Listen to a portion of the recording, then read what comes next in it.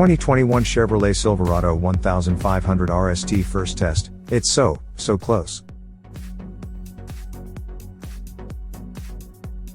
But before we start, please support us by pressing the like and subscribe buttons, so that we can continue to provide information about car and motorcycle news. Also turn on the bell button to get the latest updates. Your support means a lot to us. Thank you. Chevrolet sold 594,094 Silverado pickup trucks in America last year. Again, that's last year, the bad one with the global pandemic. Also, General Motors will hate me for mentioning this, but since the two vehicles are virtually identical, we really ought to toss in the 253,016 Sierras GMC managed to move in 2020. Grand total, 847,110 trucks. I mention these massive sales figures because I always get a bit nervous when reviewing a product that sells in such bulk. Porsche sold 8,839 examples of the 911 last year. That's a number I can wrap my head around, and maybe I can say something that will affect those numbers.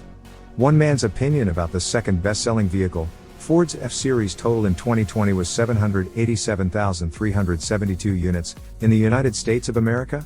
I'm throwing a pebble into the proverbial ocean. You know what? I'm still gonna try, damn it. Materials and design. This Chevy is a handsome fellow. Our test truck's black paint with red accents, the latter being part of the $3,280 Red Line Edition option package, seriously pops. Full-size trucks are massive these days, and most of the visual mass is concentrated on their grills. The Silverado RST wears this facial weight well, managing to look aggressively thick yet sporty. The Ram 1500 looks downright dowdy by comparison, whereas the Ford F-150 is just plain. Sure, the Chevy has strange, sideways-u daytime running lights, but the rest of its front-end styling is solid, especially the black bow-tie badge smartly framed in chrome trim. There's little to note on the rest of the Silverado's exterior except for the crucial fact that the steps cut into the rear bumper are still the smartest, best way to access the bed of these hulking half-ton trucks. Yes, even better than Chevy's overly complex transforming tailgate.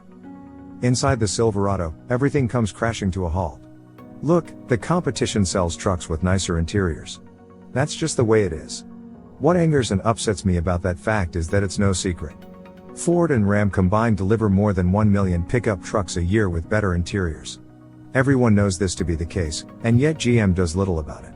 Being even more frank, I'm a perennial Motor Trend Truck of the Year judge. I can attest to the fact that the Chevy Silverado's substandard interior has knocked it out of contention for the Golden Calipers.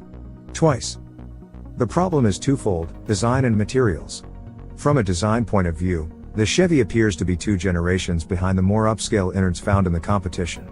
The screen is nice, and it's similar to what you'd find in a Corvette, but there is otherwise little creativity or visual interest in the cabin. And then there are the materials. Nearly everything in the interior looks and feels chintzy. Bits of plastichrome brightwork has been applied to some of the buttons, but it's maquillage on swine chops, if you know what I'm saying. I sat in the passenger seat for a few minutes and examined the plastics used for the dual glove boxes and the surrounding structure. My kid pulls nicer looking and feeling stuff out of his Happy Meals. Moving on. What's under the hood? The mechanicals are better, and the Silverado sure has a great engine. We all know EVs are the future of not just General Motors, but pickup trucks, too. But, man, this V8 is a honey.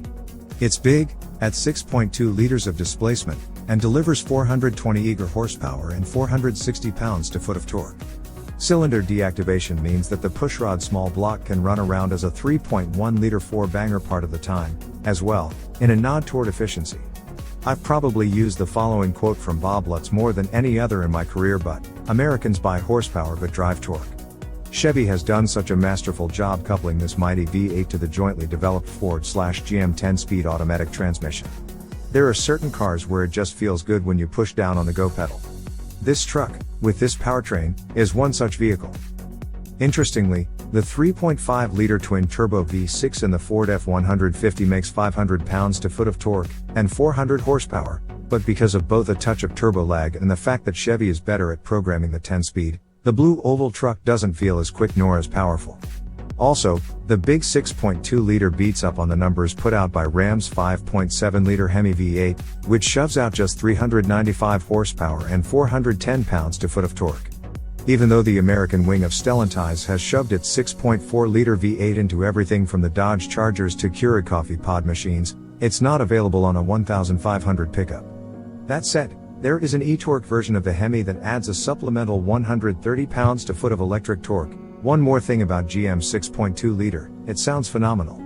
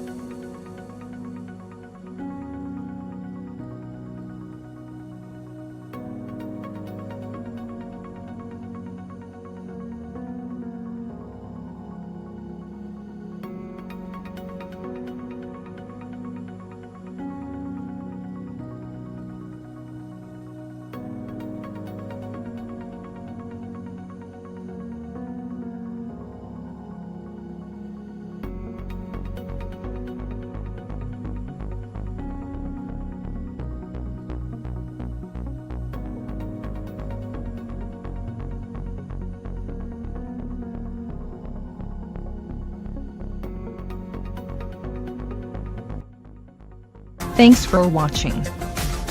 Drop a like, leave a comment, and don't forget to subscribe to watch more videos like this.